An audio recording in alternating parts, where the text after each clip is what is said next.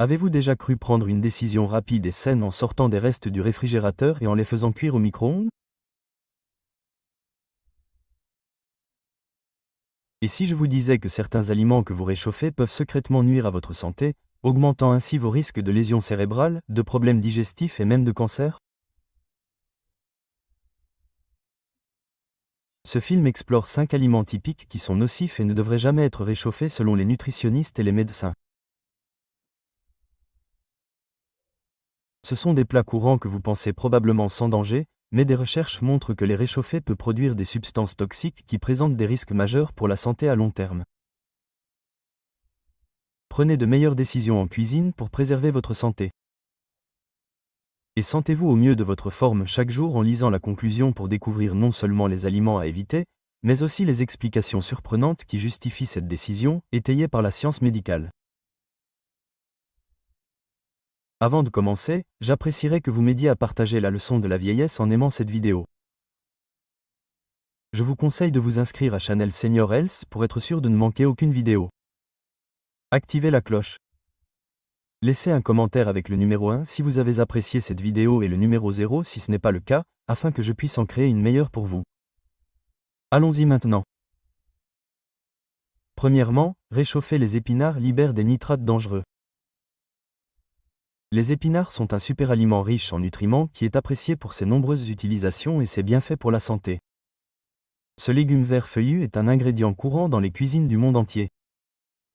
Qu'il soit mélangé à des smoothies, sauté dans des sautés, disposé en couches dans des lasagnes ou ajouté à des salades. Riche en fer, en antioxydants et en vitamines A, C et K, les épinards sont fréquemment choisis par les personnes qui souhaitent améliorer leur santé. Réchauffer les épinards, en particulier après les avoir conservés, est une pratique culinaire courante qui pourrait rendre ce superaliment potentiellement nocif pour la santé. La teneur élevée en nitrate inhérente aux épinards est la cause première de ce problème. Des études publiées dans des revues telles que l'American Journal of Clinical Nutrition ont montré que les nitrates sous leur forme naturelle sont non seulement sans danger, mais également bénéfiques, car ils maintiennent une circulation sanguine saine, abaissent la tension artérielle et améliorent même les performances physiques. Cependant, certaines circonstances spécifiques modifient la chimie des nitrates. Une modification chimique se produit lorsque les épinards sont préparés, conservés longtemps, en particulier à température ambiante ou au réfrigérateur, puis réchauffés, en particulier au micro-ondes ou à haute température. Les nitrates se décomposent en nitrites, qui peuvent ensuite se transformer en nitrosamines, des substances dont le potentiel cancérigène a été bien étudié. Les nitrosamines constituent un problème grave. Ces substances ont été associées à un risque accru de tumeurs malignes, en particulier celles qui affectent le tractus gastro-intestinal, comme le colartyle et le cancer de l'estomac, selon des recherches, notamment des études du National Cancer Institute et de l'Organisation mondiale de la santé. En outre, une nouvelle étude indique que les nitrosamines peuvent aggraver les troubles neurologiques tels que la perte cognitive ou éventuellement entraîner des maladies neurodégénératives.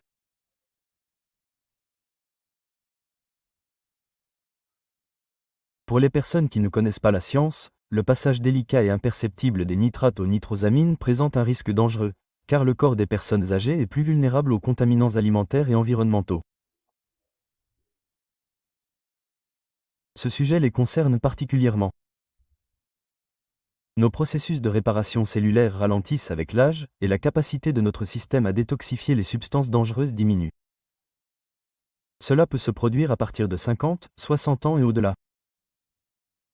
Un problème qui aurait pu être mineur à 20 ou 30 ans pourrait avoir un effet plus visible, en particulier sur les systèmes fragiles comme le cerveau et le système nerveux.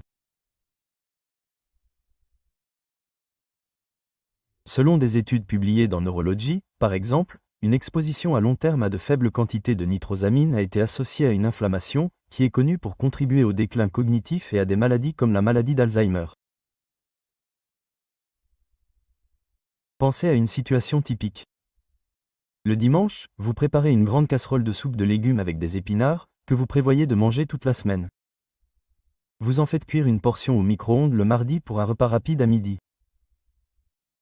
Les épinards réchauffés peuvent désormais contenir des nitrosamines créées pendant le stockage et le réchauffage.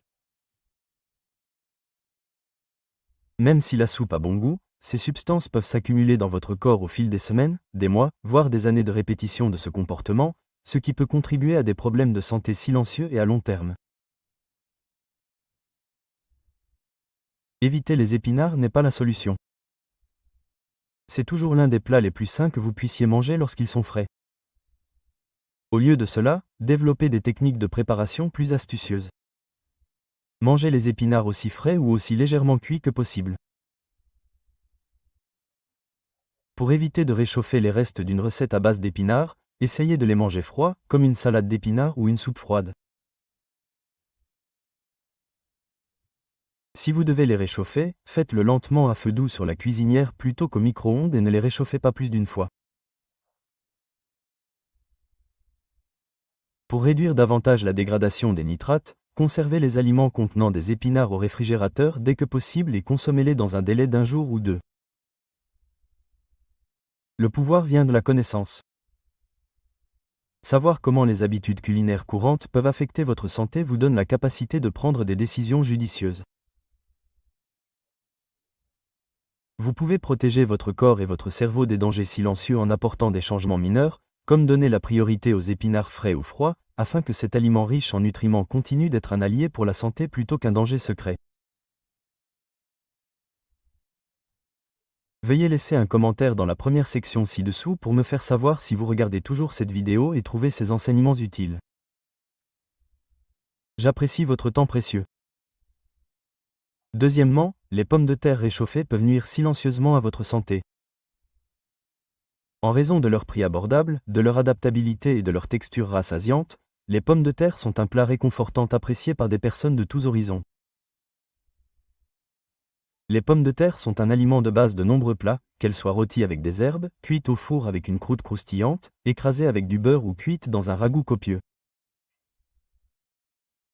Cependant, la cuisson, le refroidissement, la conservation puis le réchauffage des pommes de terre, une technique courante dans de nombreux foyers, présente un risque inconnu.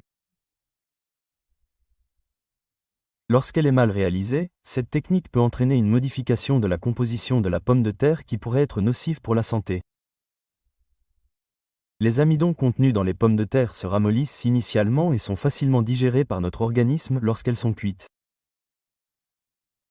Mais lorsque les pommes de terre cuites refroidissent, en particulier si elles sont conservées à température ambiante ou au réfrigérateur pendant une période prolongée, ces amidons se transforment en amidons résistants par un processus appelé rétrogradation. Selon des études publiées dans le Journal of Nutrition, l'amidon résistant peut être avantageux lorsqu'il est utilisé avec modération. Il fonctionne comme un prébiotique qui favorise la santé intestinale et aide à réguler la glycémie. Cependant, le problème survient lorsque ces pommes de terre refroidies sont réchauffées, en particulier lorsque des procédures de réchauffement inégales ou des appareils à haute température comme les micro-ondes sont utilisés. Le principal problème avec les pommes de terre réchauffées est qu'elles peuvent contenir des bactéries dangereuses comme le botulisme, le Clostridium bassianum. Lorsque les pommes de terre sont cuites, elles sont enveloppées dans du papier d'aluminium, ce qui produit un environnement pauvre en oxygène, puis laissées refroidir progressivement à température ambiante avant d'être stockées. Ce danger est accru pour la mère. Ces circonstances offrent un environnement parfait pour la reproduction. Bassianum, qui pousse bien dans des conditions riches en amidon et pauvres en oxygène. Les bactéries peuvent produire des neurotoxines qui sont insipides, inodores et invisibles. Mais elles peuvent provoquer des maladies graves, notamment des symptômes tels que des nausées et des vertiges, et dans de rares cas, des problèmes neurologiques, même si les pommes de terre ne sentent pas mauvais ou ne semblent pas mauvaises. Ce risque est particulièrement grave pour les personnes âgées. Le système immunitaire et le système digestif se détériorent naturellement avec l'âge, ce qui rend le corps moins capable de combattre les toxines bactériennes. En outre, un domaine de recherche médicale en développement appelé axe intestin-cerveau souligne la relation directe entre la santé intestinale et les performances cognitives. Selon une étude publiée dans Frontiers in Neuroscience, L'inflammation chronique provoquée par des bactéries toxiques ou d'autres substances dangereuses dans l'estomac a été associée à un risque accru de maladies neurodégénératives, notamment la maladie de Parkinson et la maladie d'Alzheimer. La pratique apparemment anodine consistant à réchauffer les restes de purée de pommes de terre peut donc éventuellement entraîner une inflammation systémique qui affecte la santé mentale et physique. Imaginons que vous ayez préparé un plat de pommes de terre pour le dîner, que vous ayez recouvert les restes de papier d'aluminium et que vous les ayez mis au réfrigérateur. Vous les avez ensuite réchauffés au micro-ondes quelques jours plus tard pour en faire un plat d'accompagnement rapide. Malgré sa commodité, cette procédure peut vous exposer à des traces de toxines bactériennes qui peuvent s'accumuler au fil du temps. Étant donné que cela augmente le délai de croissance bactérienne, le risque est considérablement plus élevé si les pommes de terre ont été laissées refroidir progressivement avant d'être réfrigérées. Il existe quelques règles simples à suivre lorsque vous mangez des pommes de terre. Tout d'abord, dans la mesure du possible, ne cuisinez que ce que vous consommerez frais. Les restes de nourriture doivent être rapidement refroidis et réfrigérés dans des récipients hermétiques plutôt que dans du papier d'aluminium pour éviter la formation de bactéries.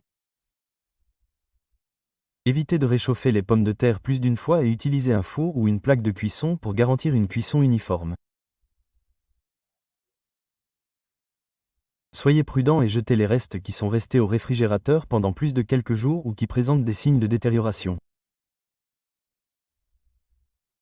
Lorsqu'elles sont préparées et gérées avec soin, les pommes de terre restent un aliment savoureux et nutritif. Vous pouvez réduire les risques et optimiser leurs avantages en faisant attention à la manière dont vous les conservez et les réchauffez. Ces changements mineurs peuvent avoir un impact important sur la santé à long terme des personnes âgées qui sont souvent préoccupées par le maintien de leur énergie, de leur mémoire et de leur vigueur générale. Troisièmement, les œufs réchauffés peuvent libérer des composés dangereux. Les œufs sont un aliment de base de la cuisine américaine en raison de leur densité nutritionnelle, de leur prix abordable et de leur adaptabilité. Les œufs sont une source de protéines de base qui peuvent être cuits durs pour les encas, brouillés pour le petit déjeuner ou ajoutés aux quiches et aux casseroles. Ils sont riches en protéines de haute qualité pour maintenir la masse musculaire et en colis, ce qui favorise la fonction cérébrale. Réchauffer des œufs au plat, en particulier au micro-ondes ou à haute température, est une pratique courante qui peut transformer cet aliment sain en un aliment qui peut présenter des risques mineurs mais graves pour la santé. Les protéines contenues dans les œufs subissent un processus appelé dénaturation lorsqu'elles sont cuites initialement, se dépliant et se reconfigurant pour prendre une forme digestible. Il s'agit d'un aspect normal et avantageux de la cuisine. Cependant, réchauffer des œufs déjà cuits, en particulier lorsqu'ils sont cuits à une température inégale ou élevée, provoque d'autres modifications chimiques qui peuvent compromettre leur valeur nutritionnelle et leur sécurité. L'oxydation du cholestérol et la dégradation des composés soufrés sont les deux principaux problèmes qui émergent. Les composés soufrés naturellement présents dans les œufs peuvent se décomposer lorsqu'ils sont chauffés, ce qui leur donne une texture caoutchouteuse caractéristique et une odeur sulfureuse désagréable. L'oxydation du cholestérol dans le jaune d'œuf est cependant plus inquiétante. Selon une étude publiée dans le Journal of Lipid Study, le cholestérol peut s'oxyder lorsqu'il est réchauffé, en particulier à haute température, pour produire des substances appelées oxérols, qui ont été associées à une inflammation élevée et à un risque accru de maladies cardiovasculaires. Selon une étude publiée dans Nature Reviews Neurology, l'inflammation chronique est une cause connue de perte de mémoire, de déclin cognitif et de maladies neurodégénératives comme la démence. Ces effets sont particulièrement dangereux pour les personnes âgées. Nos artères deviennent moins souples, notre cerveau devient plus vulnérable à l'inflammation et notre corps métabolise les graisses moins efficacement à mesure que nous vieillissons. Cela implique qu'au fil du temps, des comportements alimentaires apparemment anodins, tels que réchauffer des œufs brouillés pour un petit déjeuner rapide, pourraient avoir des effets significatifs. Disons par exemple que vous faites cuire des œufs durs le dimanche pour les consommer toute la semaine. Vous en réchauffez un au micro-ondes le mercredi. Bien que cela puisse sembler être une option nutritive et riche en protéines, le cholestérol de l'œuf peut s'être oxydé et ses protéines ont durci, ce qui amène votre corps à produire des substances chimiques inflammatoires. Ce comportement peut entraîner une inflammation systémique sur des mois ou des années, ce qui compromet subtilement votre santé. Privilégiez la consommation d'œufs frais ou peu de temps après leur cuisson pour réduire ces risques. Envisagez de manger des œufs froids, comme dans des salades, des sandwichs ou comme en cas, au lieu de les réchauffer si vous les faites cuire en grande quantité pour plus de commodité. Si vous devez les réchauffer, utilisez une chaleur même douce, comme un brûleur à basse température, et ne les réchauffez pas trop souvent. Pour préserver la fraîcheur et la sécurité des œufs cuits, mettez-les au réfrigérateur dès que possible et consommez-les dans les jours qui suivent.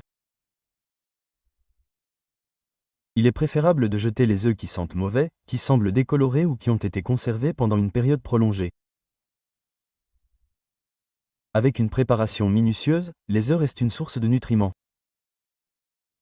Vous pouvez continuer à en récolter les bienfaits tout en réduisant les risques en apportant de petits ajustements à la façon dont vous les manipulez et les consommez. Au fil du temps, les choix apparemment anodins que vous faites sur la façon de conserver, de réchauffer ou de consommer vos œufs peuvent avoir un impact important sur votre énergie, votre clarté mentale et votre bien-être général. Repenser quelque chose d'aussi fondamental que votre routine matinale peut parfois être la première étape pour offrir à votre corps le meilleur traitement qu'il mérite. Si vous regardez toujours cette vidéo et que vous trouvez ces enseignements utiles, faites-le moi savoir en laissant un commentaire au numéro 2 ci-dessous. J'apprécie votre temps précieux. Quatrièmement, réchauffer du poulet peut provoquer une inflammation cachée. Le poulet est un aliment de base très apprécié des ménages pour son prix abordable, sa polyvalence et son statut de protéines maigres et saines. C'est une option populaire pour les familles occupées, les fanatiques de fitness et tous ceux qui essaient de maintenir une alimentation équilibrée, qu'ils soient cuits au four, rôtis ou grillés. Beaucoup d'entre nous préparent de grandes quantités de poulet et conservent les restes au réfrigérateur pour des repas faciles toute la semaine. Cela permet de gagner du temps, est pratique et semble être une décision judicieuse. Cependant, voici une chose surprenante que vous ne saviez peut-être pas. Réchauffer du poulet, en particulier au micro-ondes ou dans un four à haute température, peut légèrement modifier sa composition, ce qui peut entraîner une inflammation, des problèmes digestifs ou même des problèmes de santé à long terme. La chaleur pendant le processus de cuisson initial modifie la structure protéique du poulet, le rendant plus facile à digérer.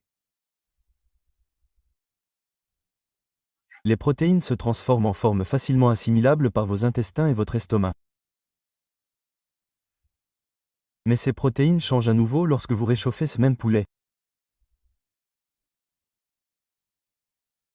En particulier si le processus est irrégulier, comme c'est souvent le cas au micro-ondes, ou si la température est trop élevée, les protéines peuvent devenir plus dures, plus rigides et moins biodisponibles en raison de ce chauffage supplémentaire, ce qui rend leur décomposition plus difficile pour votre corps. Les personnes plus jeunes ayant un système digestif sain peuvent ne pas s'en rendre compte tout de suite. Cependant, à mesure que nous vieillissons, notre production d'acide gastrique et nos enzymes digestives se détériorent progressivement, ce qui rend plus difficile la digestion d'aliments autrefois faciles.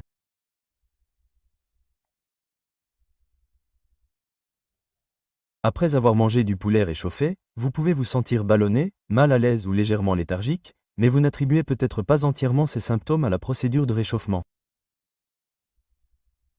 Cependant, les enjeux sont plus importants lorsque l'influence s'étend au-delà de la digestion. Le réchauffage de protéines comme le poulet peut libérer des substances chimiques qui provoquent une inflammation systémique de faible intensité dans le corps. Selon des recherches en sciences nutritionnelles, lorsque les protéines et les graisses sont exposées de manière répétée à une chaleur élevée, ces molécules, y compris les produits finaux de glycation avancée, vieillissent et se développent.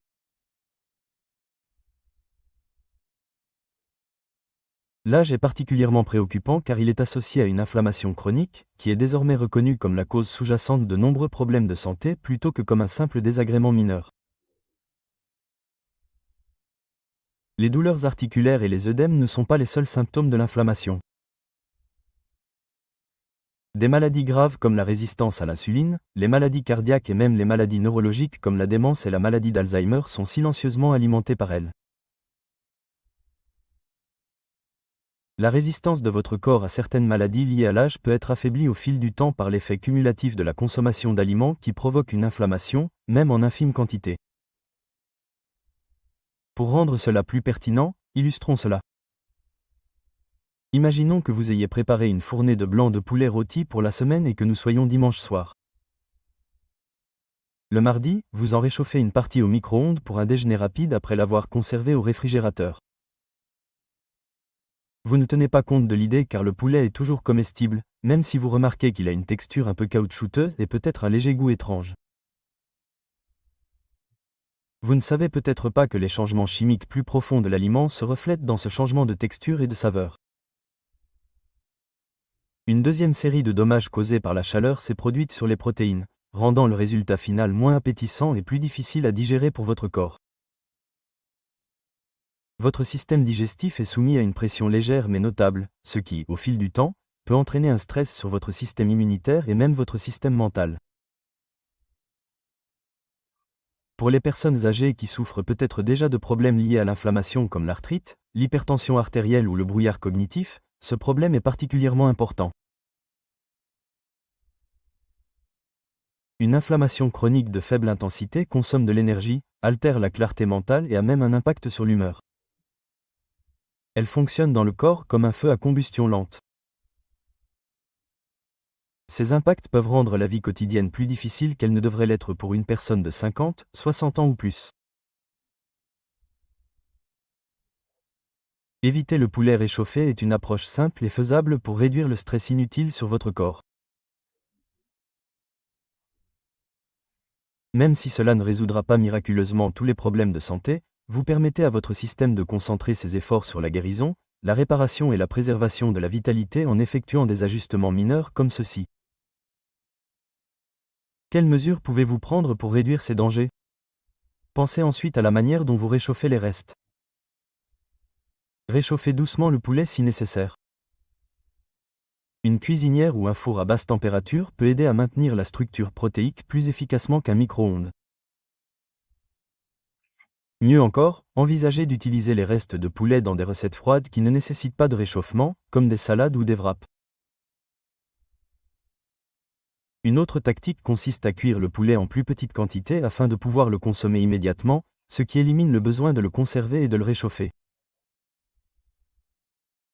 Ces changements apparemment insignifiants peuvent avoir un impact important au fil du temps, en particulier à mesure que vous vieillissez et que votre corps devient plus sensible aux facteurs de stress nutritionnel. La leçon la plus importante est que la préparation des aliments est tout aussi importante que le choix des aliments. Bien que le poulet soit un aliment sain en soi, la façon dont vous le préparez après la cuisson peut avoir un impact important sur votre santé. Vous ne faites pas que nourrir votre corps en étant attentif à des routines comme le réchauffage. Vous lui montrez également que vous le respectez et que vous en prenez soin. Ces petits exercices de pleine conscience se transforment en stratégies efficaces pour préserver notre santé à long terme à mesure que nous vieillissons. Veuillez laisser un commentaire au numéro 3 ci-dessous pour me faire savoir si vous regardez toujours cette vidéo et trouvez ces enseignements utiles. J'apprécie votre temps précieux. Cinquièmement, lorsqu'ils sont réchauffés, les champignons perdent leur équilibre. Regorgeant de nutriments, les champignons sont appréciés pour leur goût terreux, leur texture rassasiante et leurs remarquables bienfaits pour la santé.